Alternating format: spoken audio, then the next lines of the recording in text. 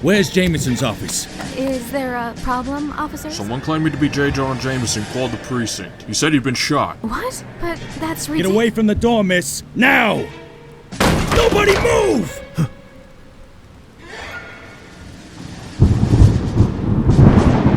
It's him! It's the Spider-Man! He shot Jameson! Take it easy, fellas. This is not what it looks like. Drop the gun! Watch out for his hand. I heard this guy can... Ah! Stop right there, you freak! Did you get him? Dunno. Think maybe I clipped him. Looks like Jameson was right about that screwball. Yeah. I bet that made his day.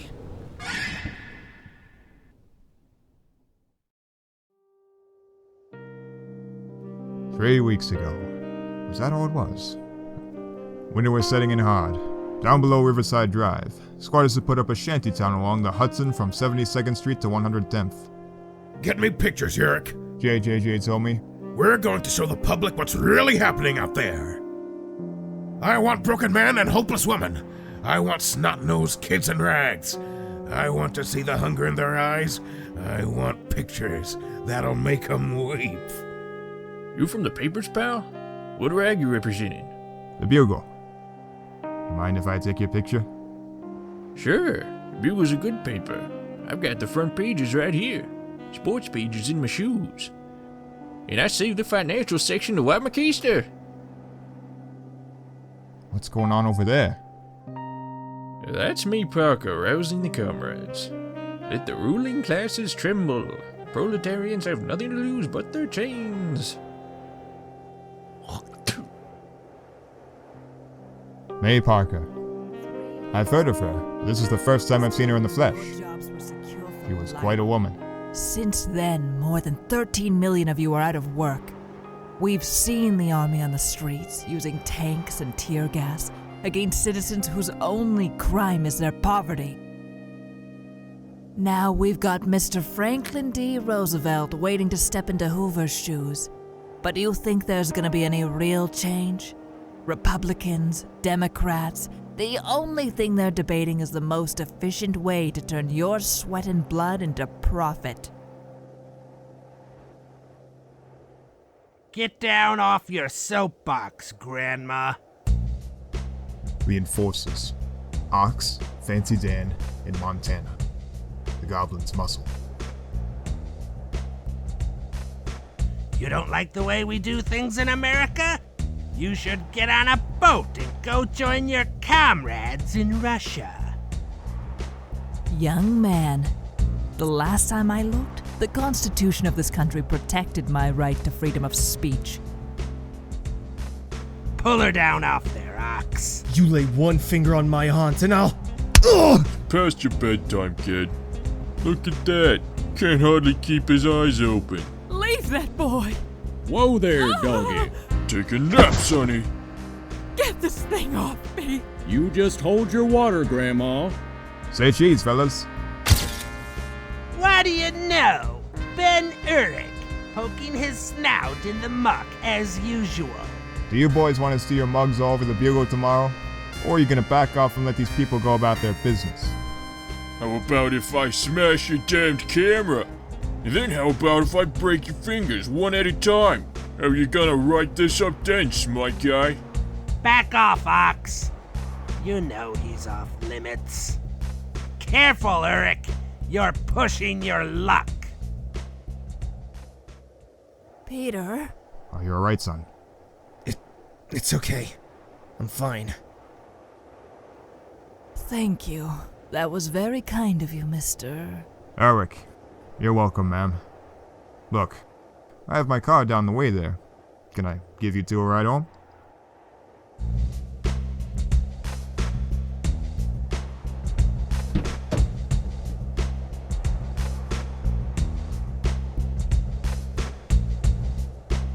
When are we gonna give that sap what's coming to him? Soon enough, Ox. Soon enough.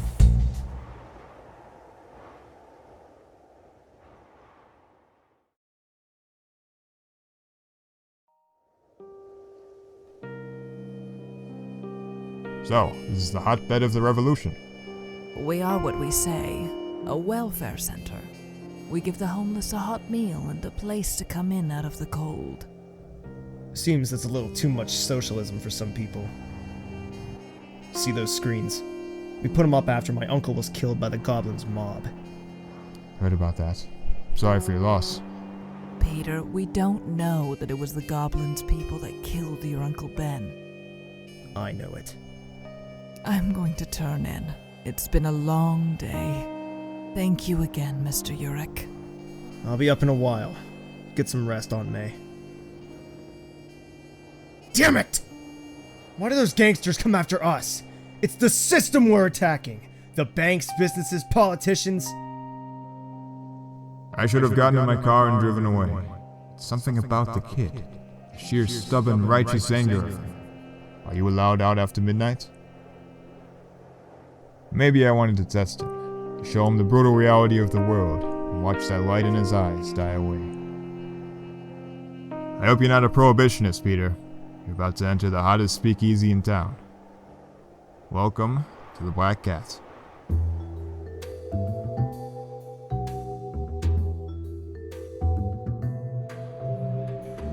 Ben Erik. Oh, who's this? Don't tell me you've taken up babysitting. This is Peter Parker. Ignore the bruises, he got into an argument with the Ox. Peter, meet Felicia Harding, owner of this establishment and the only woman I ever asked to marry me. She turned me down. God knows why.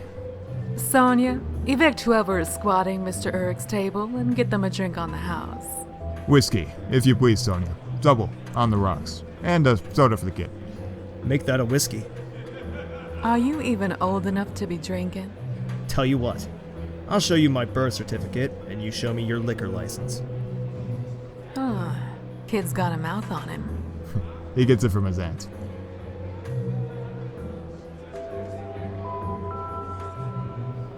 How come the goblin's thugs backed off from you down there at the camp? They said you were off limits. The power of the press, I guess. So, why did you bring me here?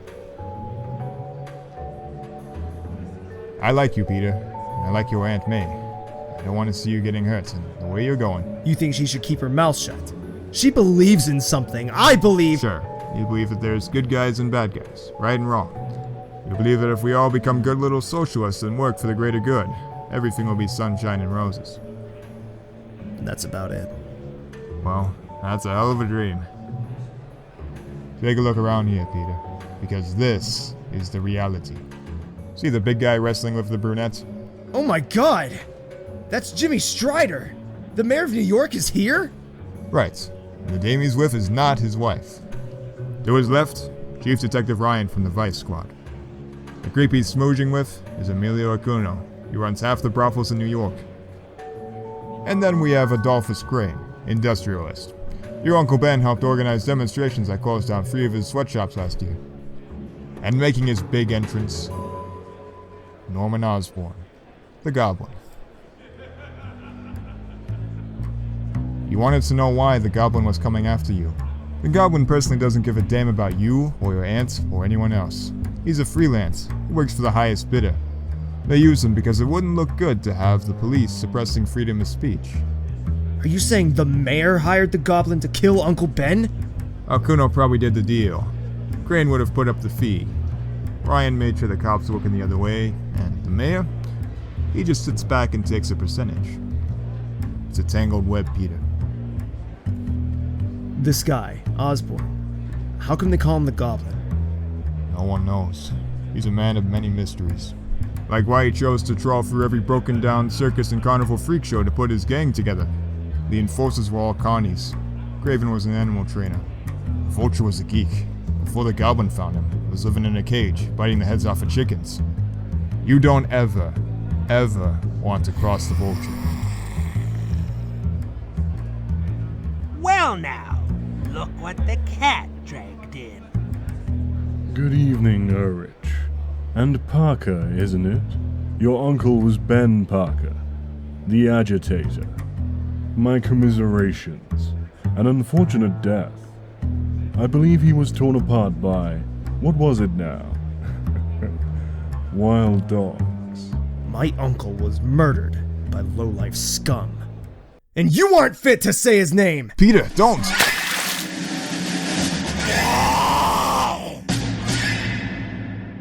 Not here, Tombs. Teach your young friend some manners, Urich. He is your friend. Oh yes, he's my friend. Come on, Peter. I think we've overstayed our welcome. You know my rules, Ben. You don't bring your squabbles into the Black Cat. Sorry, Felicia. It won't happen again. Tell the kid he can come back when he's grown up. What you did in there, that was the stupidest single thing I've ever witnessed. Yeah. But did you see his face when the whiskey hit the mohair? Damn it! Do you realize that? What? That the only thing keeping you alive from this moment on is me. Nothing. Come on, I'll take you home. I got the message in there, Mr. Urich. You think we can't fight them, that we can never win. But I'm not gonna close my eyes or run away from it. You wanna do something? You really wanna do something?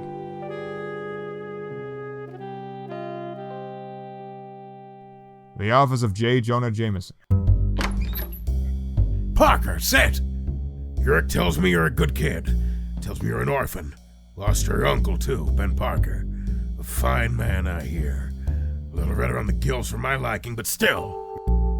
So, you want to join the Fourth Estate? No, I want to study Science, right? But you can't afford the college fees, so you'll make do with the job here in the meantime. I suppose I should feel honored. Did you know there's a married couple living in a cave in Central Park because they have nowhere else to go? No, sir, There's children starving in the middle of the richest nation that has ever existed in the history of this planet. There's a million sob stories out there, Parker. None of them are special until we make them special. Urich here has a unique talent. He knows how to put words and pictures together.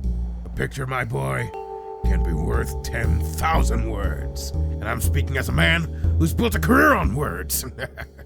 I can give them the facts and figures, but it's Ben's pictures that get them right here. I'll tell our readers what to think about this unholy bloody mess our city is in. You go out and get the pictures. Make 'em weep, kid. Make 'em weep. You look like you've been hit by a truck. Did he give you the make 'em weep speech? Uh-huh. Listen, Mr. Urich, I really don't know anything about— Don't worry, I'll be taking the pictures. You'll be toting my gear, setting up lights, fetching coffee. You're not a photographer yet, Peter.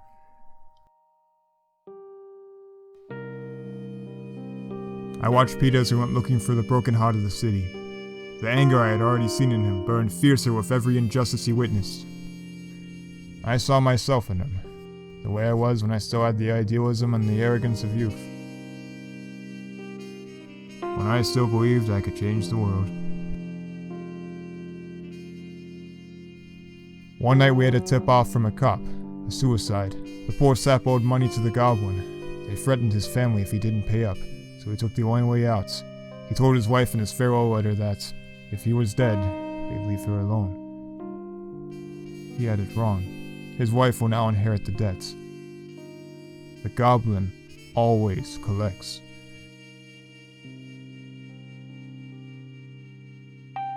Peter opened up to me after that. Really opened up. Did you see that guy's wife?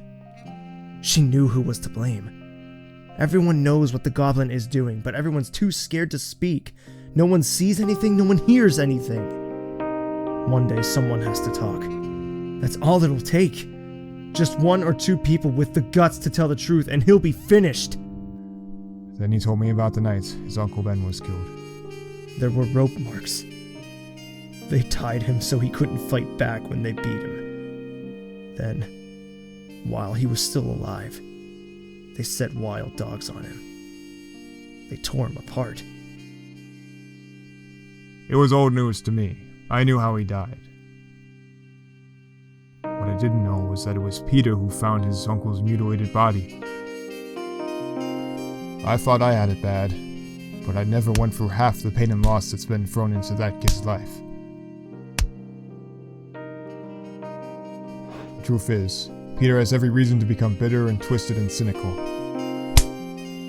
Every reason to give in and let corruption eat his soul. The truth is, some of us are strong, and some of us are so terribly weak. Peter was wrong about one thing. It wasn't dogs that tore Ben Parker to pieces. It wasn't dogs.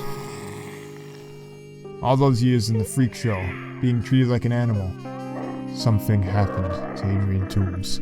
Somewhere along the line, the last of his humanity finally slipped away. Sometime, somehow, he developed the taste for human meat. And how do I know this? How do I know that Ben Parker's living body was cannibalized? Because, God help me, I was there.